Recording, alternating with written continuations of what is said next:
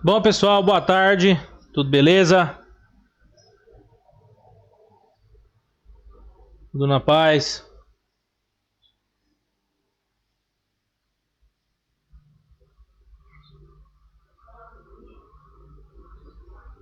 Bom, doutores, hoje então a gente vai prosseguir com mais um tema na nossa parte de pneumologia. E hoje a gente começa a falar de tuberculose, tá? Hoje a gente já entra nesse tema. É um tema, diga-se de passagem, um pouco complexo, mas a gente consegue compactar ele para ficar de uma forma mais dinâmica. Beleza? Deixa eu abrir o material aqui. Pessoal, não se esqueçam de preencher o formulário de assistência.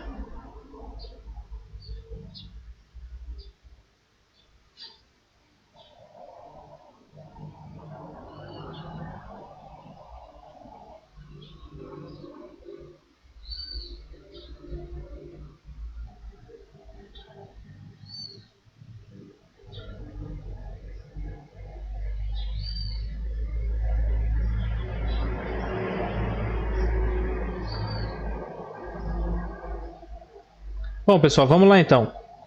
Começar aqui com o nosso tema tuberculose. A gente começa falando da tuberculose, citando aqui o Mycobacterium tuberculosis, né? Que acaba ali que dos principais agentes etiológicos da tuberculose humana, né? O Mycobacterium tuberculose, mas também a gente pode citar o Mycobacterium bovis, né? Outro também que a gente pode falar é do Mycobacterius africanos. Só que o Mycobacterius africano a gente já começa a citar alguns subtipos, né? Nós temos aqui o subtipo 1 e subtipo 2.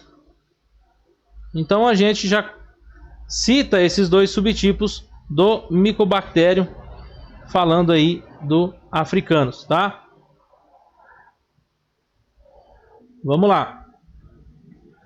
E também a gente fala do clássico BCG, que é o bacilo Calmette-Guerin, beleza? Mas no maior âmbito, né, o Mycobacterium tuberculose, né, ele é um bacilo ali que a gente fala de 1/4, né, por 0,3 a 0,6 milímetros, né, é um bacilo imóvel de caráter aeróbio, tá bom, gente? Então a gente fala de bacilo de caráter aeróbio estrito e não esporulado. Então ele possui uma parede celular com a característica lipídica, né, muito rico em lipídios, né, 40% do seu peso seco total. E a par disso, o qual reduz notavelmente a sua permeabilidade e dificulta a sua tinção. Então, devido a essa barreira lipídica, você tem uma dificuldade maior a essa prova de tinção. Vamos lá. Falando da situação mundial aqui, a termo de estatística, né? Nós temos uma taxa de mortalidade, falando ali em torno dos 1990 até os 2015, né? Uma taxa de queda de 47% nesses pacientes com tuberculose, né? E conseguiu diminuir também a incidência de tuberculose, aproximadamente 1,5% ao ano, né? Esse último mapa aí de 2000 a 2014. Então houve-se um controle maior, houve-se um cuidado maior, até com respeito mesmo ao próprio esquema de vacina também. E também a gente fala da educação, todo esse quesito com o paciente.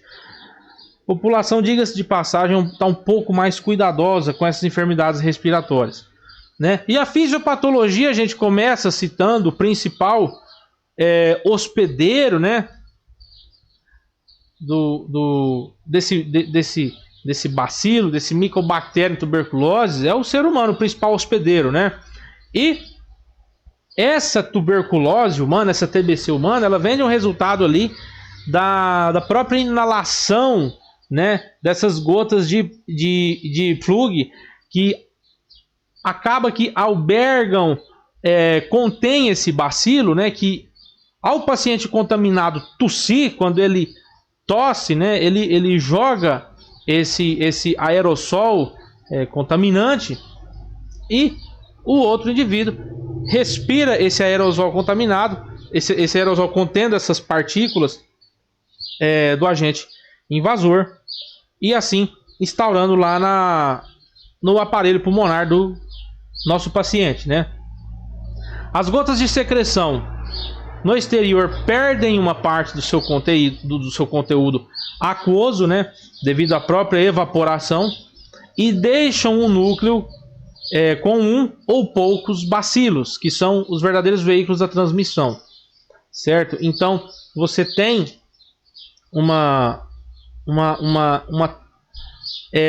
taxa de umidade menor nessa contaminação devido à evaporação do próprio aerossol. Então fica só o bacilo mesmo suspenso, certo? Vamos lá. Esse bacilo, como ele é muito pequeno, em torno ali de 1 a 2 milímetros de diâmetro, ele se dispersa com facilidade, né, sem dificuldade no ar. Então ele consegue às vezes ficar suspenso até por um tempo considerável no ar e ser rapidamente conduzido para outras regiões, né? Ou seja, até para regiões subpleurais, né? Geralmente de lobos inferiores, que são proporcionalmente devido à maior ventilação. Ou seja, nós temos um bacilo, nós temos um invasor aqui que ele é anaeróbio. Ele gosta de onde tem ar. Então ele vai ficar onde ele se instaura, geralmente aonde ocorre onde tem a maior ventilação, certo? Ao se estabelecer nos alvéolos, o bacilo é fagocitado. Daqui para frente vocês vão entender agora por que forma aquela caverninha lá. O bacilo é fagocitado pelos próprios macrófagos alveolares.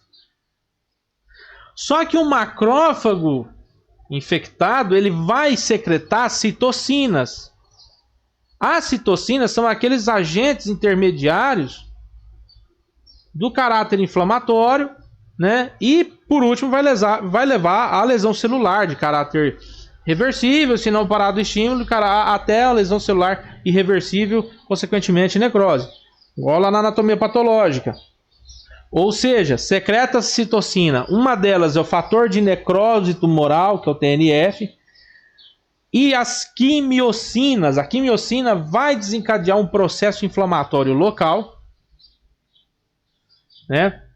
Consequentemente, vai vir ali uma resposta inespecífica de defesa, que vai fazer o quê? Caracteriza-se pelo um acúmulo exagerado de neutrófilo e, consequentemente, como acumulou muito neutrófilo, ele vai vir mais macrófago para o foco da infecção, certo? Então você tem uma inflamação focal, tendo ali liberação de agentes quimiotáticos, né? De quimiocinas específicas, e também de fatores de necrose, né, fator de necrose tumoral, e aproximadamente 90% dos casos ocorre fibrose, devido ao próprio processo inflamatório, fibrose e reabsorção do granuloma. Ou seja, pode ser um processo que dure até 1 ano ou anos. O paciente fica com aquele incubado ali, muitas vezes manifestando uma clínica leve, não considerável.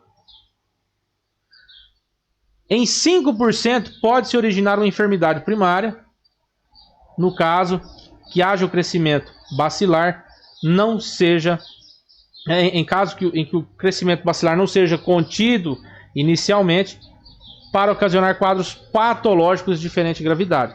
Então, é o que a gente falou. Vai depender de como foi esse caráter inflamatório, como foi encapsulado esse bacilo lá, como o organismo respondeu a essa infecção.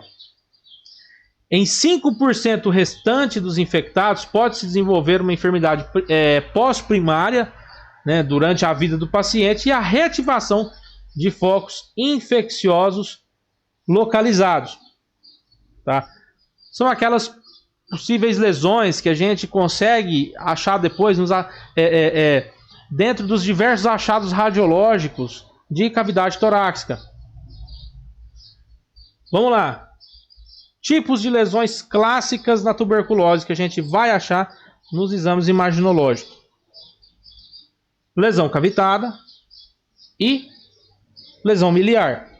A lesão cavitada é onde teve aquela necrose caseosa granulomatosa lá no ápex pulmonar, né?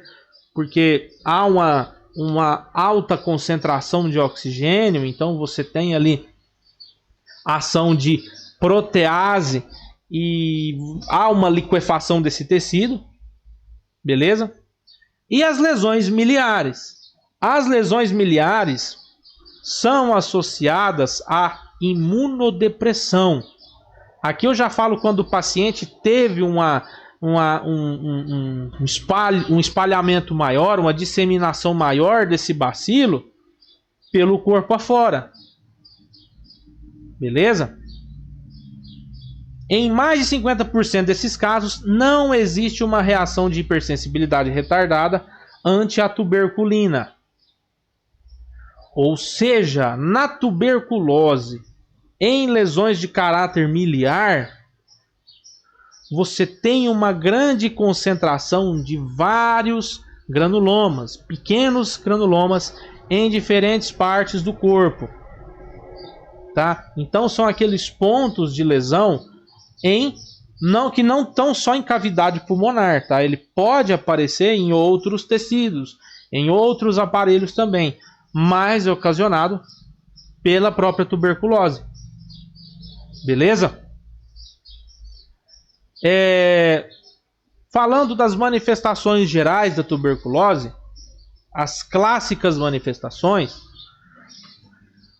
nós citamos aqui de um quadro subagudo ou crônico, né? Que o paciente que tem tuberculose, você pode reparar lá na clínica, que não é um paciente que vai falar para vocês, eu acordei com falta de ar.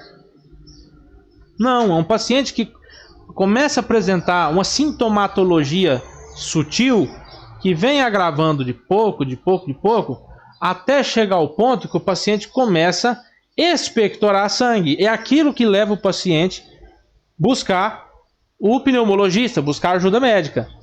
Enquanto isso, o paciente muitas vezes não vai. O paciente vai porque começa a tossir sangue e fica preocupado. Beleza? Quais são esses sinais e sintomas que englobam esse quadro subagudo?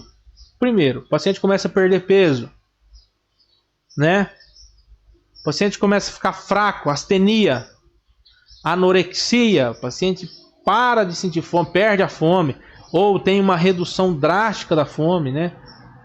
O paciente começa a cursar com uma febrícula de domínio vespertino e uma sudoração excessiva à noite, sudoração noturna.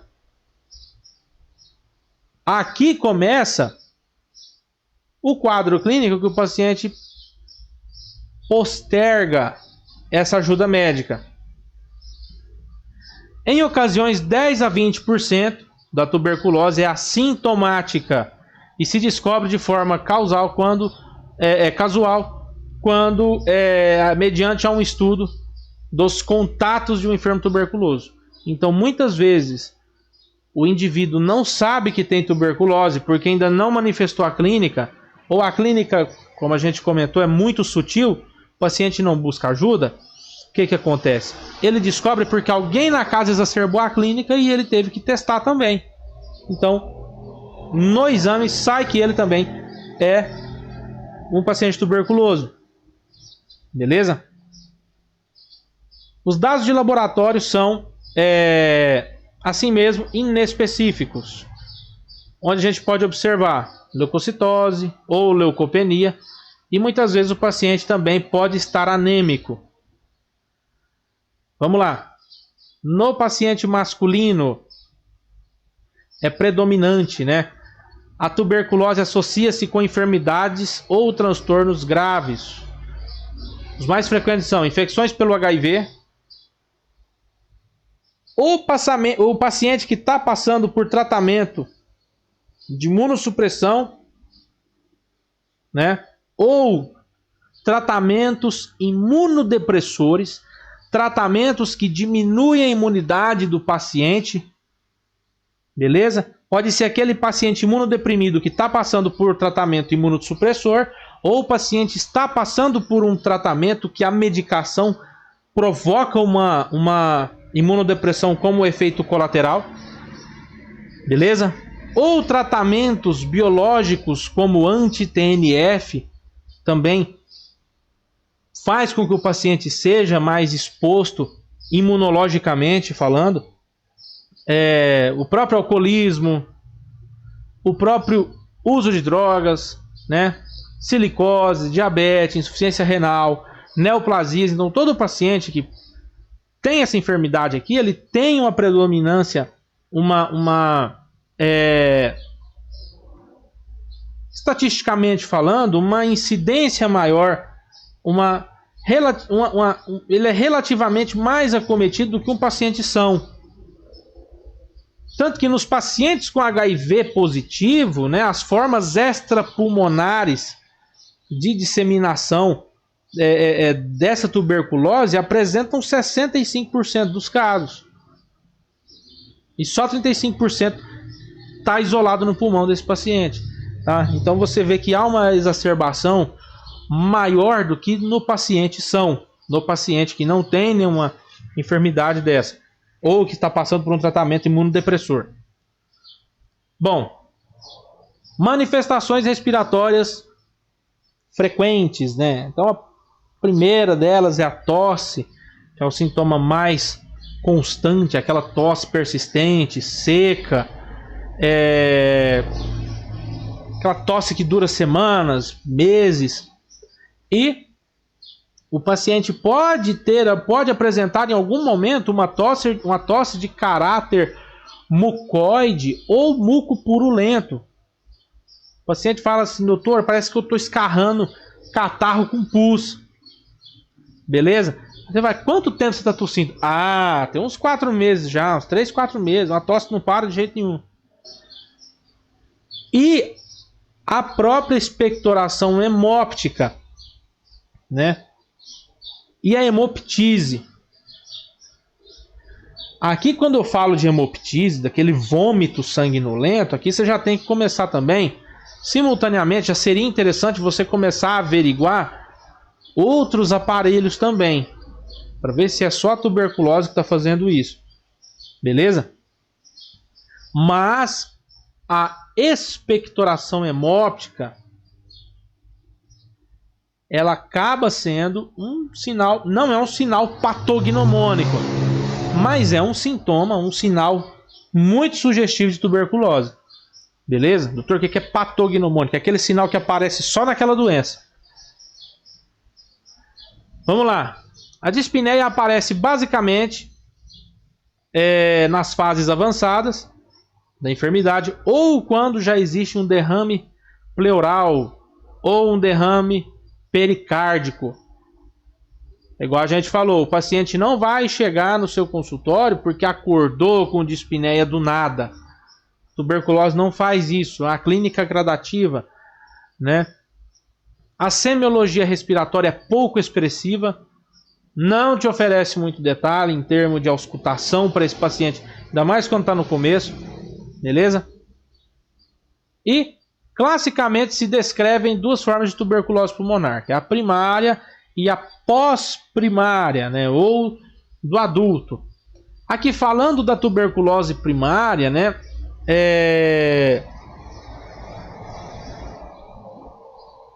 eu falo daqueles pacientes que nunca foram expostos à tuberculose. Aquele paciente que nunca foi exposto à tuberculose. Esse é o paciente que se enquadra dentro da tuberculose primária. Também é uma forma habitual nos enfermos infectados pelo HIV. Tuberculose primária. Na maioria dos casos, né, costuma-se passar batido nesses pacientes e você só consegue detectar quando você faz o teste de positividade da tuberculina. Tranquilo? Então costuma-se passar batido na clínica. Então você vê quando faz o teste tuberculínico nesse paciente, né? O famoso, que é enfermeira e já trabalhou nessa área de clínica médica, conhece a sigla PPD, né? O famoso PPD, o teste tuberculínico. Vamos lá. Esse teste tuberculínico, essa prova tuberculínica, eu faço ela quando eu estou suspeitando que esse paciente tenha tuberculose, quando ele me provou aquela clínica considerável, aquela clínica que cursa com toda fraqueza, o paciente está perdendo apetite, o paciente está emagrecendo, o paciente tem a tosse que perdura por meses, começou a cursar com hemoptise, tá? Então eu posso já solicitar essa prova tuberculínica, né? Ou também chamada de reação de Mantoux, beleza? Você injeta a tuberculina, né, na região subcutânea e avalia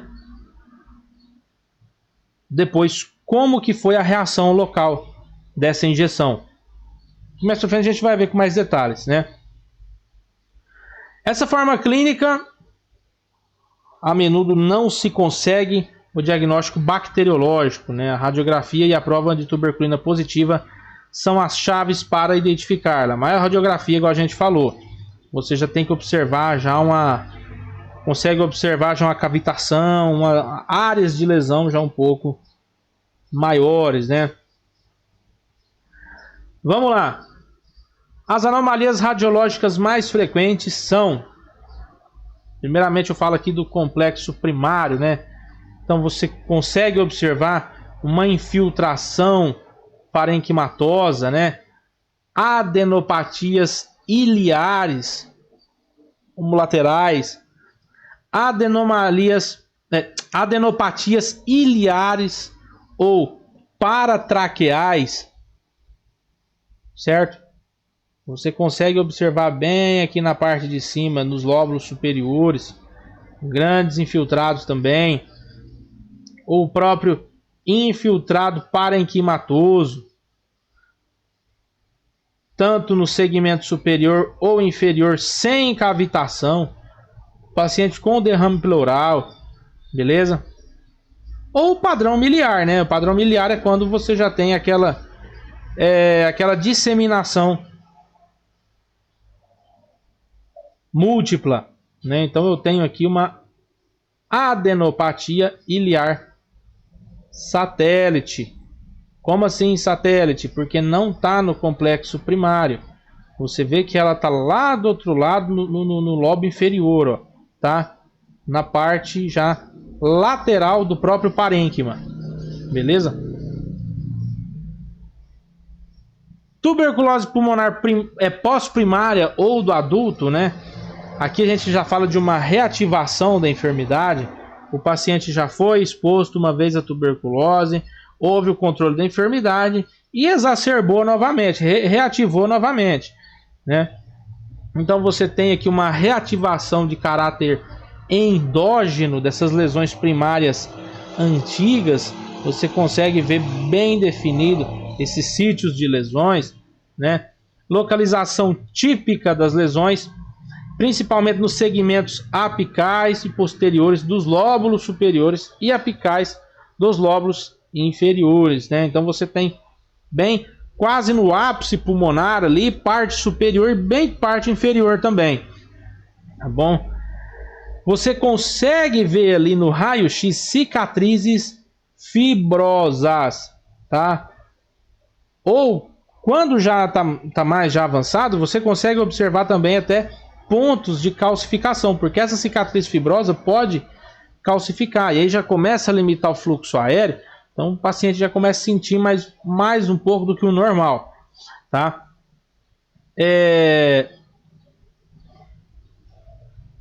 Alguns sinais que eu consigo achar nessa tuberculose pós-primária ou tuberculose do adulto.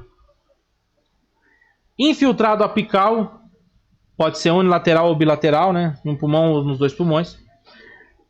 Cavitação, pode ser uma cavitação singular, né? Ou pode ser uma múltiplas cavitações, beleza? Derrame pleural é o clássico aqui, também para esses pacientes. Pneumonia tuberculosa similar à bacteriana, mas você tem um maior protagonismo do broncograma aéreo. No broncograma você tem uma alteração mais considerável do que se fosse na pneumonia bacteriana, beleza? O clássico empiema, né? O tuberculoma, quando já tem aquela formação de tumorações, e os padrões limiares que a gente viu lá naquela radiografia atrás. Outra situação que pode acontecer no meu paciente: pleurite tuberculosa. Essa situação, essa condição, pleurite tuberculosa, ela já é mais comum quando eu falo de pacientes que estão no estágio de tuberculose primária, tá? Ela costuma ter uma progressão direta, né, de um foco tuberculoso subpleural, mas também ela pode ser secundária a outra condição hematógena, mas é mais comum ainda falando dentro da tuberculose primária, a condição de pleurite tuberculosa, certo? E quadro clínico da pleurite tuberculosa: o paciente costuma ter aquela dor em ponta de costado, né, intensa, aquela dor que costuma irradiar pelo gradil costal de forma lateral. Aqui o paciente tem uma falta de ar, uma dispneia, uma dificuldade respiratória já um pouco maior, porque você tem pleura inflamada ali, então qualquer movimentação desse pulmão o paciente vai referir dor, febre. E aqui, quando você for fazer a drenagem pleural desse paciente, se for fazer a toracocentese diagnóstica, a pleurocentese diagnóstica desse paciente, você vai ver um líquido amarelo com predomínio de linfócitos, beleza? E você vai pedir também a verificação de ADA desse paciente. Você vai ter um ADA acima de 45 unidades por litro, beleza?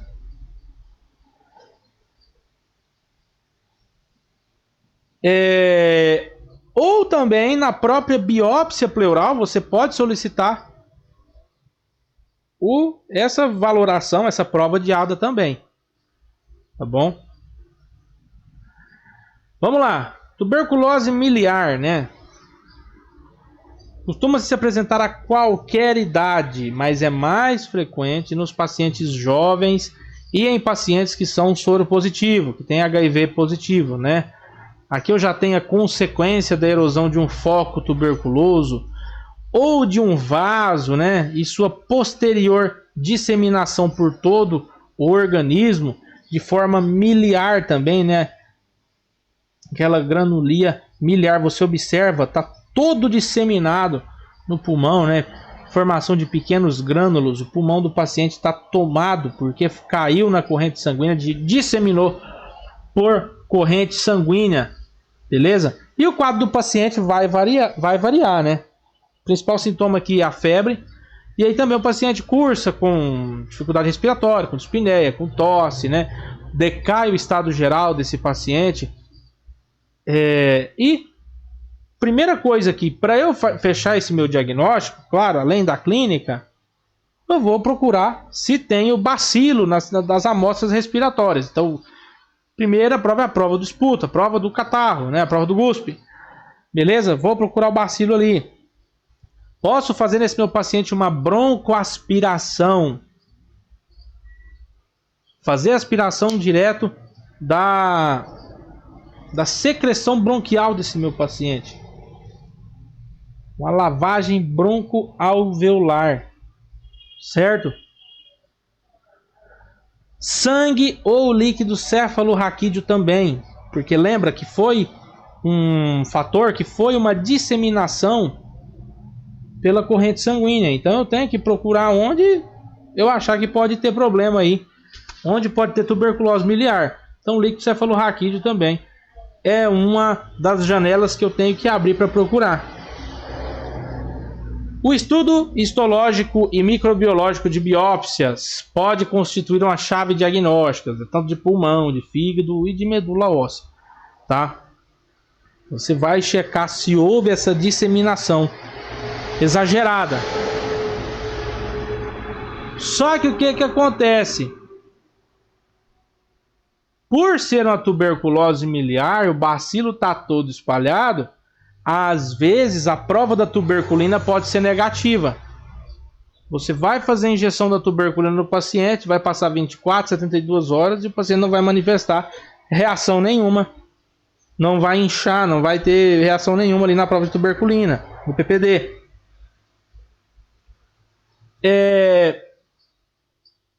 Tá, mas é um paciente grave, é um paciente que, puta, tudo espalhado isso daí. Quando eu tenho um tratamento adequado, um tratamento que foi fechado dentro de um tempo legal para esse meu paciente, a clínica não exacerbou tanto, costuma-se ter um prognóstico bom, né? E eu fecho o diagnóstico com prova de tuberculina, mas cuidado que pode dar negativo, então você vai pedir o seriado de Barr, né? Cultivo de esputo. Imagens de raio-x, você observa, ó, tem granuloma para tudo quanto é lado dentro do tórax do seu paciente, ó. Observa as outras afetações, afetações que estão fora desse eixo primário de contaminação, tá? Prova de tuberculina. Se o paciente já for vacinado, tiver recebido essa vacina de TB, ao você fazer a exposição do paciente à tuberculina, né, essa tuberculina subcutânea, pode apresentar uma lesãozinha maior de 15 milímetros. Tá bom? Então, perguntas se o paciente já foi vacinado.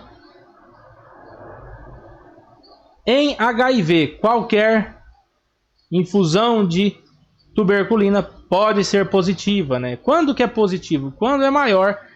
Esse inchaço que faz, aí, esse sinal que faz na infusão subcutânea é maior a 5 milímetros. E geralmente, alguns livros vocês vão ouvir falar da leitura em 24 horas, acima de 24 horas, a 72 horas, tá? Outros livros vocês vão ver falar de 48 a 72 horas.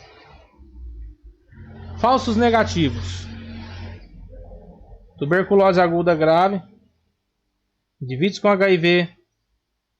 Infecções. O paciente que foi vacinado de forma recente com vírus vivo. O paciente que faz uso de glucocorticoide. E outros tipos de medicação que fazem efeitos imunodepressores. Beleza? Que abaixa a imunidade. Sarcoidose. Neoplasia linfoproliferativa. E o paciente que tem idade extrema, aquele paciente de 90 e tantos anos, tá bom? No paciente desnutrido também pode dar um falso negativo esse exame. E ultimamente se usa muito o GeneXpert, né, que é ali o primeiro instrumento de diagnóstico molecular homologado pela FDA, certo? É o único ali que é capaz de fazer uma combinação em uma preparação da amostra, né, a partir ali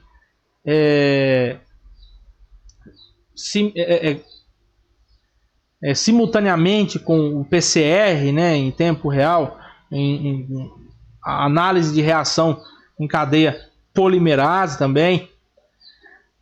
E é um exame rápido, né? Então você tem ali uma técnica de reação em cadeia polimerase, né? E você tem uma boa sensibilidade, uma boa especificidade, né? Melhor do que a prova do esputo, o teste do escarro, beleza? Então você consegue, através do GeneXpert, fazer a identificação se o paciente oferece resistência à rifampicina ou não, beleza? E aqui a gente cai no tratamento de tuberculose. Nós temos dois tipos de tratamento. Nós temos tratamento tanto para o paciente que está internado e para o paciente que não está internado. Vai depender se tem critério. Qual que é o critério de internação? Bom, o paciente que tem critério de internação, para começar, o critério de internação primeiro, seria se o paciente tivesse uma inestabilidade hemodinâmica. Entra como critério de internação para esse paciente. Meningite tuberculosa, o paciente tem que ser tratado dentro do hospital. Meningoencefalite. Também intolerância à medicação que foi passada no ambulatório. Também quadro clínico, no caso da descompensação que a gente falou, o paciente tem um quadro clínico que inviabiliza o tratamento ambulatorial, um quadro clínico grave, né? Também se houve intercorrências clínicas ou cirúrgicas, né, tanto associadas à tuberculose ou não, torna-se um critério de internação. E vulnerabilidade social, beleza? Ou seja, como assim? Vulnerabilidade social que predisponha o abandono do tratamento pelo paciente. Qualquer tipo de situação que induz o paciente à falha terapêutica, né? Um exemplo, uma multiresistência a drogas induz o paciente à falha terapêutica. O paciente começa a ter muito efeito colateral e ele vai e abandona o tratamento, tá? Vamos lá. Para eu internar esse paciente, eu preciso de critérios de isolamento. O paciente está em quarto separado, né? Em quarto separado especial, com isolamento respiratório. Esse quarto, de preferência, você vai botar ele num quarto que tenha pressão negativa. Quarto que tenha pressão negativa com filtro EPA, tá bom? E caiu para dentro do quarto com o N95, tá? O profissional que vai manusear esse paciente, que vai trabalhar com esse paciente aí, é com N95, beleza? Agora a N95 já ficou mais falada. Antes você só ouvia falar na N95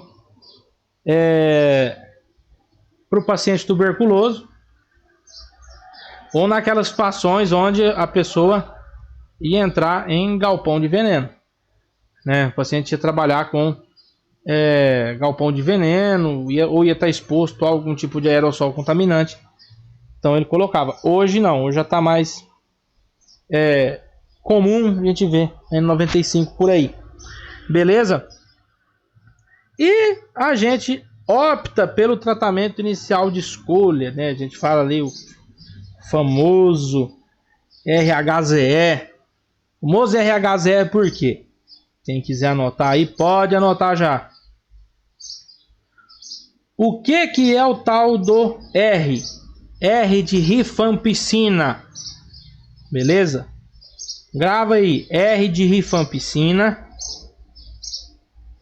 H de isoniazida, que é esse primeiro aí que a gente está vendo.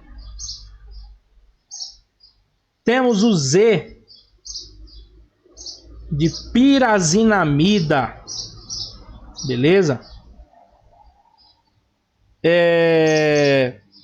E também o E de etambutol. Beleza? Tranquilo, né, gente? O esquema de tratamento que eu vou passar para vocês é mais fácil que esse esquema que está aqui. Então, quem quiser anotar, fica mais mastigado o esquema que eu vou passar. Beleza? Vamos lá. Essa medicação é uma medicação liberada pela Atenção Básica de Saúde, tá bom? Sem muita restrição ali para o paciente tuberculoso, quando solicitado. E aqui está um bizu para o tratamento do paciente tuberculoso. Se o paciente for diabético, eu suspendo esses antidiabéticos orais. Antidiabéticos orais. Doutor, o paciente faz uso da caneta. O paciente usa um exemplo, Victoza, o Ozempic. Não entra no caso. Entra os antidiabéticos via oral. Eu vou suspender e eu vou fazer esse controle glicêmico do paciente por via capilar mesmo, né? Toma de glicemia capilar antes das refeições e insulina regular. Porque eu preciso que o meu paciente, nesse caso, quando eu vou tratar ele, quando eu vou iniciar essa bomba de medicação para tuberculose, o meu alvo não é que o paciente tenha uma glicemia menor de 120 aqui, uma glicemia normalzinha de 90 e poucos em jejum. Não, eu quero segurar a glicemia do meu paciente menor a 160. Tá bom? Então, pega esse bizu. No paciente diabético, eu suspendo a medicação antidiabética via oral e faço esse controle glicêmico do meu paciente. Uma glicemia alvo menor a 160.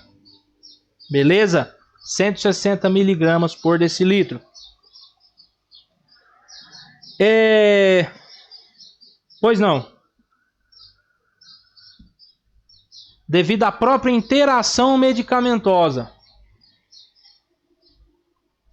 Tá bom?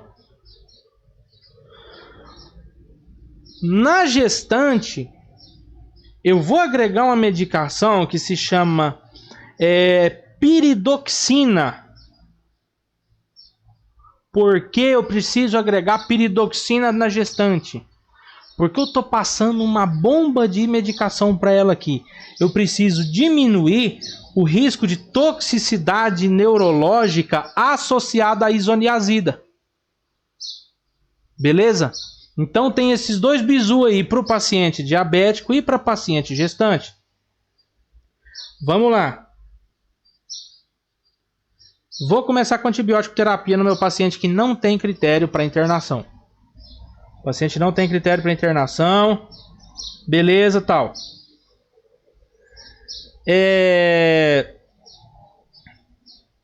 Exceto o paciente que está fazendo tratamento para meningoencefalite,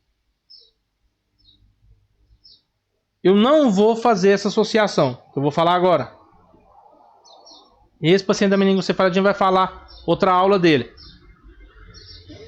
Primeiro, eu vou fazer o RHZE por 2 meses, associado, né, com a manutenção de rifampicina mais isoniazida por 4 meses.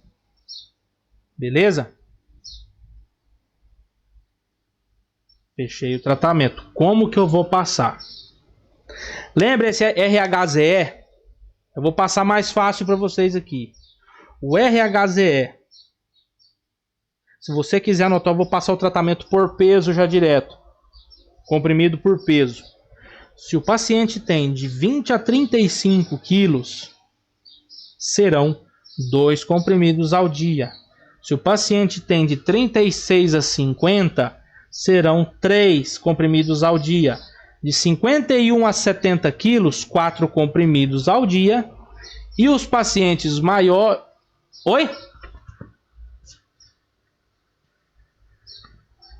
De 20 a 35 quilos. 2 comprimidos ao dia. De 36 a 50. 3 comprimidos. De 51 a 70 quilos. 4 comprimidos. E acima de 70 quilos, 5 comprimidos por dia. Beleza? Vou fazer 2 meses. 2 meses.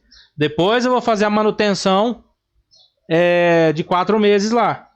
Que é a rifampicina mais a isoniazida.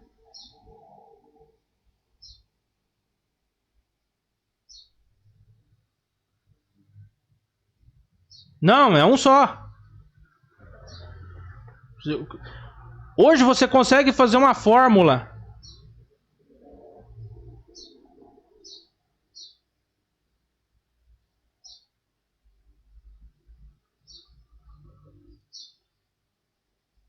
Uhum.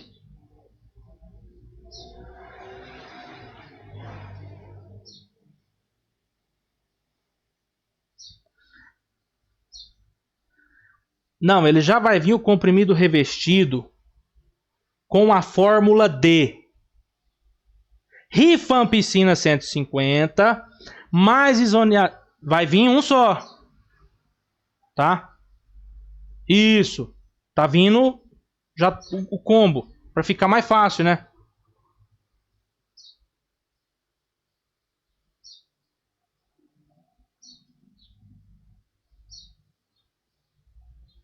Isso. Ou você pode fazer a miligramagem por quilo. Igual tá aqui.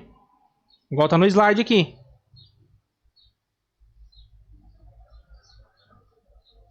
Isso. Você passa 2 comprimidos, ou 3, ou 4, ou 5. Pronto, acabou.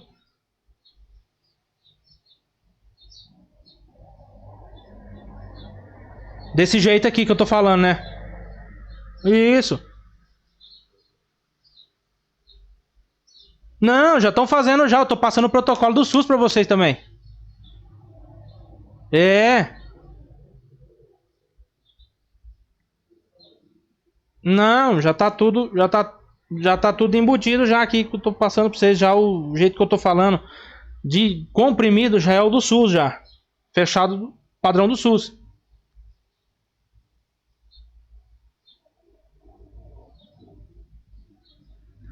Aí você ia ter que fazer a miligramagem. Medicação por medicação. Aí você ia ter que dosar rifampicina, você ia ter que dosar isoniazida. Passar protetor gástrico, passar inibidor de bomba de prótons. Aí se o paciente for hipertenso, você já tem que ver que medicação que ele usa para hipertensão para não dar interação com o raio do omeprazol. Então por isso que eles estão fazendo já o tratamento para tuberculose, tudo já numa num combo só para evitar essas interações medicamentosas absurdas aí que dá depois. Porque num comprimido vem o que, ó? 150 mg de rifampicina, vem 75 mg de isoniazida, vem pirazinamida, vem 400 e vem de etambutol, se eu não estou enganado, é 275 no comprimido revestido, nesse combo. Já vem tudo.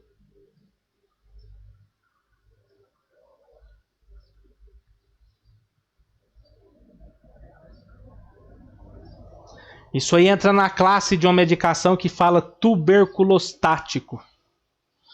Tá? Você fez 2 meses desse esquema para esse paciente. Fechou 2 meses? Pá, vamos para manutenção. A manutenção, como é que faz? É o comprimido revestido que contém isoniazida mais rifampicina. Beleza? Então vem 300 mg de rifampicina mais 150 de isoniazida. Tá? E aí você faz por 4 meses isso aí. Lembra o de 20 a 35 quilos? É um comprimido por dia. O de 36 a 50, um comprimido e meio, não é 2. Um comprimido e meio diário. De 51 a 70 quilos, 2 comprimidos. E acima de 70 quilos, 2 comprimidos e meio. Tá? É um baita de um protocolo. Além disso, você cuida da questão profilática do paciente também. Dor, febre, náusea, vômito, tá? A proteção gástrica. Beleza? Passa o pantoprazol sódico. O pantoprazol sódico costuma dar menos interação, tá? Principalmente no seu paciente lá que é hipertenso e que faz uso de medicação antihipertensiva, ainda mais atenolol, propanolol, né? São medicações que costumam sofrer interações com o omeprazol. O omeprazol anula o efeito dele, tá? Dependendo do horário que o paciente toma, você toma tudo junto. Beleza?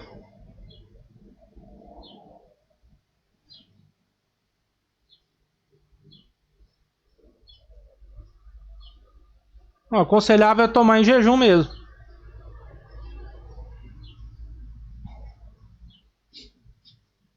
Ainda tá em jejum, velho. Tá em jejum ainda. É, em jejum ainda. Uhum. Já para evitar a interação medicamentosa. Mas o que o cara faz? O cara já vai, já acorda de manhã cedo.